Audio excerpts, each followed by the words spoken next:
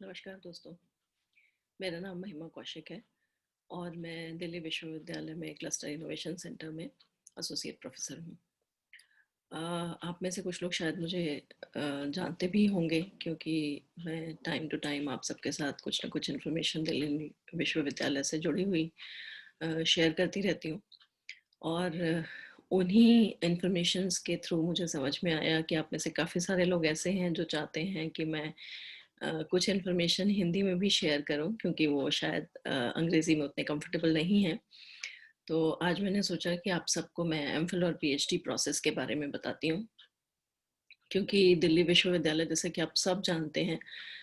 पूरे हिंदुस्तान का एक बहुत ही प्रतिष्ठित संस्थान है जहाँ बहुत सारे संख्या में लाखों की संख्या में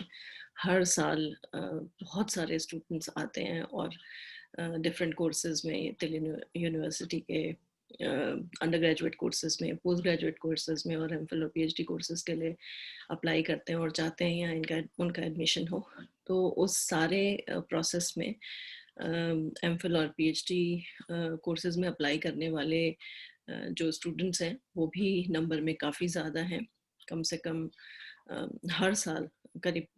20-25-30 हज़ार लोग इन कोर्सेज में अप्लाई करते हैं पूरे हिंदुस्तान से और ऑब्वियसली उसके बारे में जानना चाहते हैं। हालांकि ज़्यादातर सभी इंफॉर्मेशंस दिल्ली यूनिवर्सिटी की वेबसाइट पर होती है बट हम शायद कई बार बहुत आसानी से उसको या तो ढूंढ नहीं पाते हैं या फिर हम ढूंढ कर पढ़ कर शायद समझने में दिक्कत होती है। तो हम किसी से जानना चाहते हैं उस पूरी प्रोसेस के बारे में। तो आज मैं आपको उसके बारे में बताती हूँ कि दिल्ली विश्वविद्यालय में एमफिल और पीएचडी कोर्सेज दिल्ली विश्वविद्यालय के जो करीब 50 के करीब जो डिपार्टमेंट्स हैं उनमें से कुछ डिपार्टमेंट्स ऐसे हैं जो एमफिल कोर्सेज देते हैं और कुछ डिपार्टमेंट्स ऐसे हैं जो सिर्फ पीएचडी कोर्स देते हैं, वहाँ पर एमफिल कोर्सेज नहीं होते हैं। तो जितनी भी जो भी इंफॉर्मेशन मैं आपको दे रही हूँ ये सारी इंफॉर्मेशन किसी ना किसी नोटिफिकेशन में दिल्ली विश्वविद्यालय के इंफॉर्मेशन एडमिशन बुलेटिन में या फिर जो गाइडलाइंस दिल्ली विश्वविद्यालय जारी करता है या फिर एक बहुत ही इम्पॉर्टेंट ऑर्डिनेंस है दिल्ली विश्वविद्यालय का, ऑर्डिनेंस 6B, जिसमें एमफिल और पीएचडी से जुड़ी हुई सारी जानकारियाँ उपलब्ध हैं। मैं उन सब के लिंक आपको डिस्क्रिप्शन बॉक्स में दूंगी। आपको उनमें से किसी भी प्रक्रिया के बारे में या किसी भी चीज़ के बारे में थोड़ा और ज़्यादा डिटेल में जानना होगा तो आप उन लिंक्स को क्लिक करके उनको पढ़ सकते हैं और उनके बारे में ज़्यादा जानकारी हासिल कर सकते हैं। तो जैसा कि मैं आपको बता रही थी कि कुछ कोर्सेज कुछ ही डिपार्टमेंट्स ऐसे हैं जहाँ एमफिल कोर्सेज होते हैं और बाकी जो डिपार्टमेंट्स हैं वो सिर्फ पीएचडी देते हैं। लेकिन जैसा कि आप सब जानते होंगे कि नई एजुकेशन पॉलिसी के हिसाब से हो सकता है एमफिल अब बंद ही हो जाए, पर अभी वो सब बातचीत चल रही है। इस साल तो एमफिल एडमिशन्स दिल्ली विश्वविद्यालय कर रहा है क्योंकि उसका प्रोसेस ऑलरेडी कंप्लीट हो चुका है। तो ये जो कोर्सेज हैं एमफिल और पीएचडी के, इनमें जो एडमिशन होता है वो होता है दिल्ली यूनिवर्सिटी के एंट्रेंस टेस्ट से, जिसे हम कहते हैं DUET test, DUET, Delhi university entrance test. So usually जो टेस्ट होता है, नॉर्मल सर्कमस्टांसेस की बात कर रहे हैं हम, ये अभी जो आजकल कोरोना पेंडेमिक के सर्कमस्टांसेस हैं उनकी बात नहीं कर रहे हैं। तो उन नॉर्मल सर्कमस्टांसेस में यूजुअली ये जो प्रोसेस है ये पूरा फरवरी मार्च से ही शुरू हो जाता है क्योंकि उसी ड्यूरेशन में आप सबको ऑनलाइन फॉर्म्स भरने होंगे क्योंकि अब जितने भी एडमिशन्स होते हैं वो सारे एडमिशन्स दिल्ली यूनिवर्सिटी ऑनलाइन करती है और ऑनलाइन पोर्टल्स पर एमफिल और पीएचडी के आपको रजिस्टर करना होगा। वो पोर्टल यूजुअली दिल्ली यूनिवर्सिटी साल में एक बार खोलती है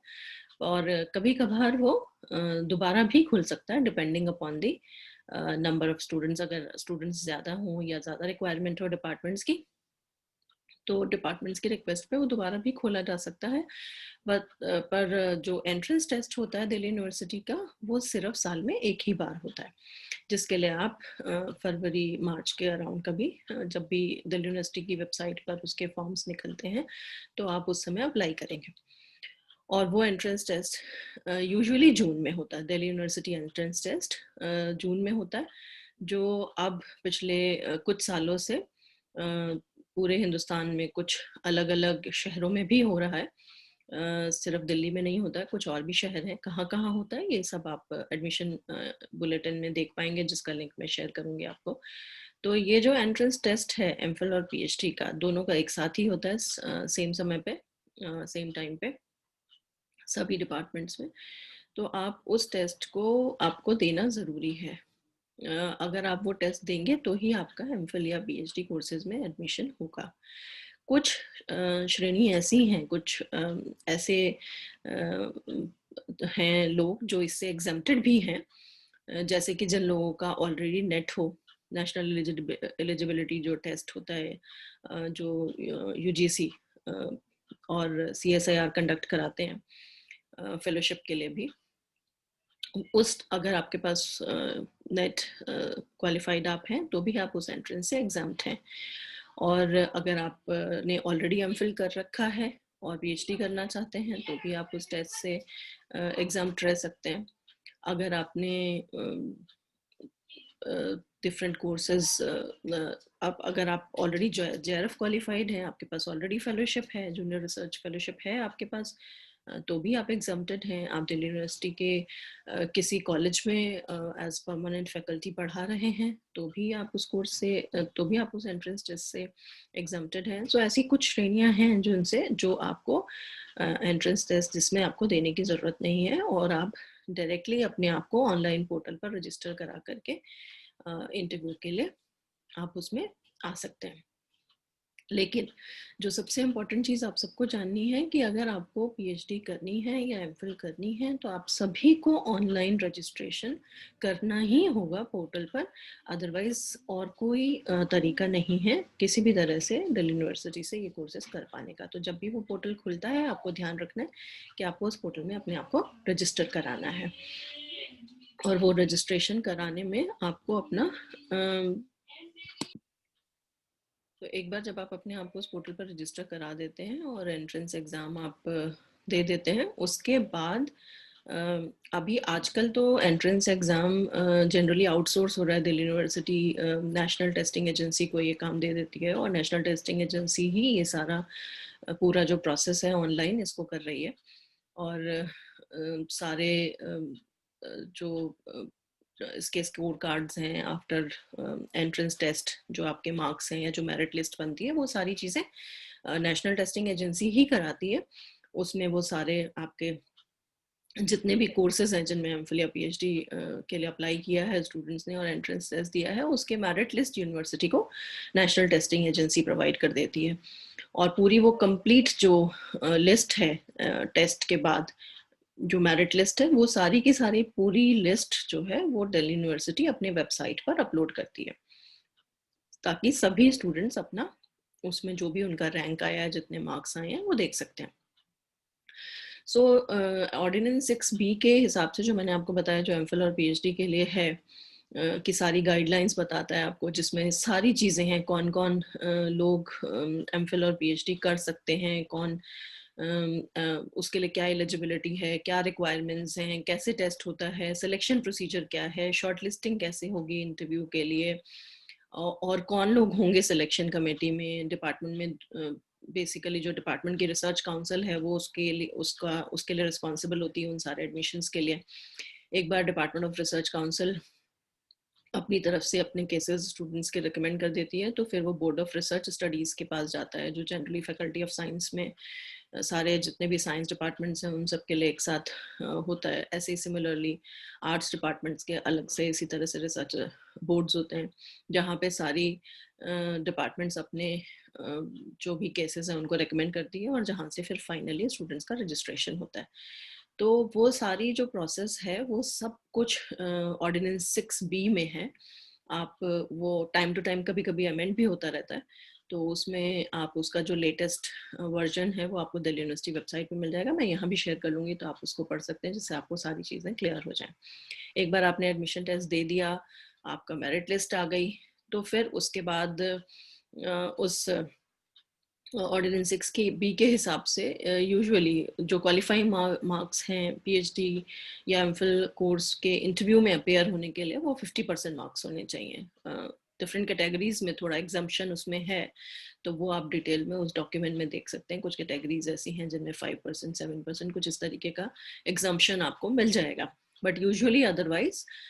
50% क्वालिफाइंग मार्क्स आपके होने चाहिए, तो आपको डिपार्टमेंट इंटरव्यू के लिए कॉल करेगा। लेकिन depending upon the circumstances, obviously अगर दिल्ली यूनिवर्सिटी चाहे तो अपने किसी भी रूल को कभी भी चेंज कर सकती है और अमेंड कर सकती है। तो आप उसके बारे में भी टाइम टू टाइम जो भी नोटिस दिल्ली यूनिवर्सिटी वेबसाइट पे लगते हैं उसको देख सकते हैं।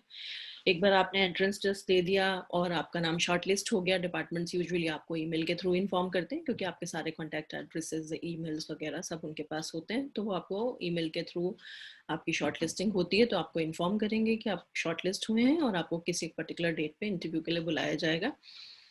सभी कैंडिडेट्स जिनका एंट्रेंस टेस्ट के थ्रू जो शॉर्टलिस्ट हुए हैं और जो एग्जाम्प्टेड हैं एंट्रेंस टेस्ट से, ज़्यादातर उन सभी को एक साथ बुलाया जाता है और डिपार्टमेंट का अपना एक बोर्ड होता है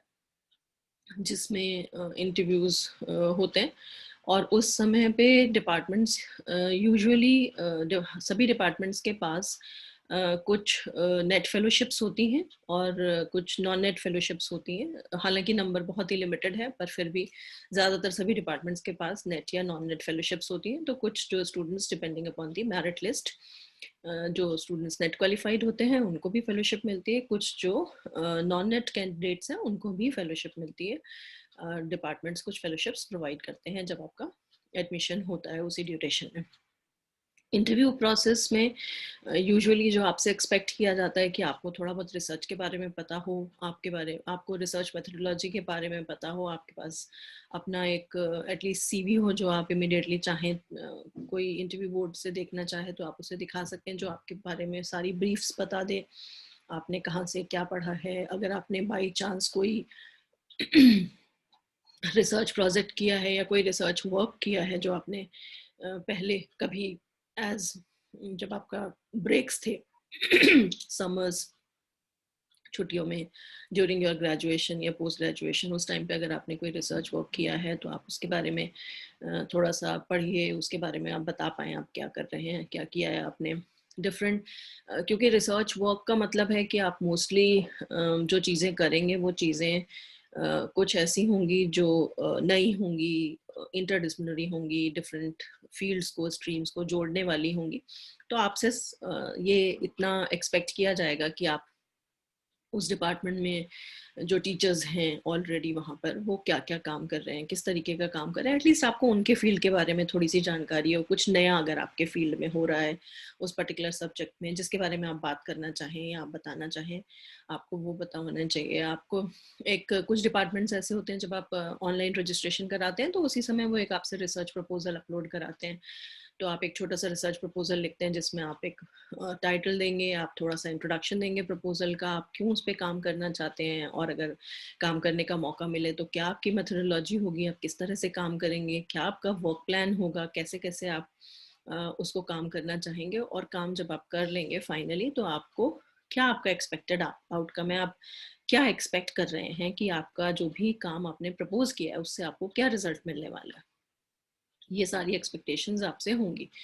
तो क्योंकि जनरली हम लोग जब तक पीजी कोर्सेज कर रहे होते हैं हमारा बहुत एक्सपोजर नहीं होता है यूजुअली रिसर्च से, तो आप जो आपको बीच में टाइम पीरियड मिल रहा है 2-3 महीने का जब तक आपको इंटरव्यू की कॉल आती है, तो मेरे हिसाब से अगर आप सचमुच एमफिल या पीएचडी करने में इंटरेस्टेड हैं तो आपको थोड़ा रिसर्च से रिलेटेड जानकारी हासिल करनी चाहिए। आपको रिसर्च मेथडोलॉजी एक कोर्स है जो दिल्ली यूनिवर्सिटी के सभी डिपार्टमेंट्स में एमफिल और पीएचडी में जब आपका एडमिशन हो जाता है तो उसके बाद एक कोर्स है which is a mandatory course. पिछले कुछ सालों से ही ये शुरू हुआ है, जो एक कंपलसरी कोर्स है जो आप सभी को करना पड़ेगा एक बार आपका एडमिशन अगर एमफिल और पीएचडी में हो जाता है तो, जिसमें रिसर्च से जुड़ी हुई जितनी भी चीज़ें हैं वो सारी आपको बताई जाती हैं। रिसर्च के जो बेसिक इथिक्स हैं, जो इसकी नॉर्मल प्रैक्टिसेस हैं, आपको क्या करना है, टू डूज क्या नहीं करना है, वो सारी चीज़ें किस तरह से आपको ये प्रोसेस स्टार्ट करनी है, कैसे आपको एक प्रॉब्लम पिक करनी है, और कौन कौन सी जगह पे जब आपका काम हो जाता है तो आप अपने पेपर्स पब्लिश कर सकते हैं, आप आप कोई भी चीज़ कहीं से भी कॉपी नहीं कर सकते हैं, तो प्लेगरिज्म से रिलेटेड सारी बातें। तो ये पूरा ये कोर्स आपका ऑलरेडी जब आप एक कोर्स में एडमिशन ले लेते हैं तो आपको ये करना ही है, बट उससे पहले भी आपसे थोड़ा बहुत एक्सपेक्ट किया जाता है कि अगर आप रिसर्च में फील्ड में आना चाहते हैं, अगर आपका इंटरेस्ट है, तो आपको ये थोड़ा बहुत इसकी जानकारी ज़रूर होनी चाहिए कि आप बिल्कुल से ब्लैंक ना हो, कि आपको बिल्कुल ये नहीं पता है कि रिसर्च एक्चुअली क्या है और हम बस ज्वाइन करना चाहते हैं एमफिल और पीएचडी। क्योंकि मेरे हिसाब से एमफिल और पीएचडी ऐसे कोर्सेज हैं जो उन लोगों को ज्वाइन करने चाहिए जो सचमुच उस पर्टिकुलर सब्जेक्ट के लिए बहुत ही पैशनेट हो, क्योंकि ये अपने आप में इतना इंटरेस्टिंग फील्ड है और इतना इंटरेस्टिंग एरिया है, आपको इतनी सारी अपॉर्चुनिटीज़ देता है, इतना एक नया काम करने की, एक नए तरीके से किसी प्रॉब्लम को सॉल्व करने का आपको एक मौका दिया जाता है, आपको एक मौका मिलता है। और एक बहुत लंबा टाइम पीरियड होता है, यूजुअली 3 से 5 साल लगते हैं पीएचडी कंप्लीट करने में। इनफैक्ट 2 एक्सटेंशंस भी हो सकते हैं दिल्ली यूनिवर्सिटी में, 6 months plus 6 months, but usually वो एक्सटेंशंस प्रेफर नहीं किए जाते हैं। बहुत ही अगर सर्कमस्टांसेस बिल्कुल ही ट्रबलसम है फॉर सम रीज़न और दी अदर, तो ही आप वो एक्सटेंशन लेने की कोशिश करेंगे, क्योंकि वो एक्सटेंशंस आपको फिर वाइस चांसलर से अप्रूव कराने पड़ते हैं, तो दैट्स अ टीडियस प्रोसेस, थोड़ा मुश्किल है। तो इसीलिए कोशिश लोग यही करते हैं कि आप with in the time frame, मतलब 5 साल के अंदर ही कोशिश करें कि आपके एमफिल या पीएचडी पूरी हो जाए। तो अब अगर आप एमफिल की बात करते हैं तो एमफिल में यूजुअली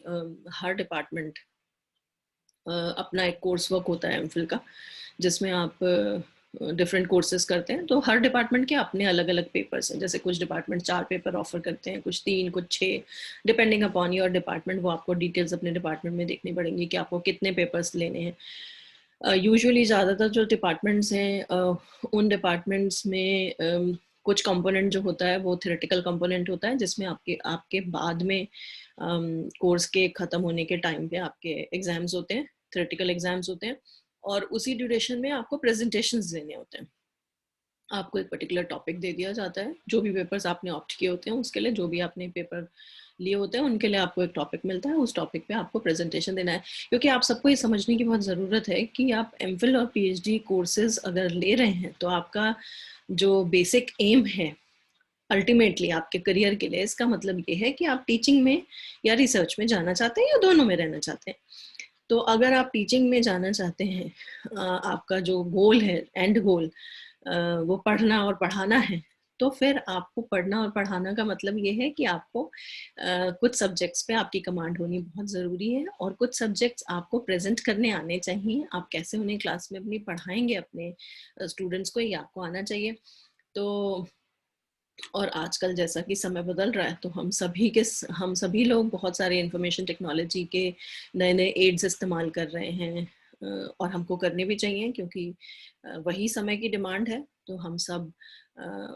काफ़ी ऑलरेडी चॉक एंड डस्टर तो पहले से ही बहुत ही यूज़ कर रहे थे, अभी भी कर रहे हैं। उसके अलावा भी पावर पॉइंट प्रेजेंटेशंस बनाते हैं और नए नए ऑनलाइन तरीके, कर्टसी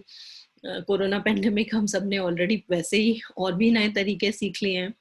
और सीख भी रहे हैं, आगे भी सीखते रहेंगे। तो आप सबसे भी ये एक्सपेक्ट किया जाता है। तो अगर आपको थोड़ा सा इंफॉर्मेशन टेक्नोलॉजी में अपने आप को थोड़ा सा वेल वर्स्ड करेंगे, अगर अपने आप को थोड़ा सा सीखेंगे, तो वो आपके लिए अच्छा होगा, क्योंकि अल्टीमेटली आपको अपनी थीसिस लिखनी है।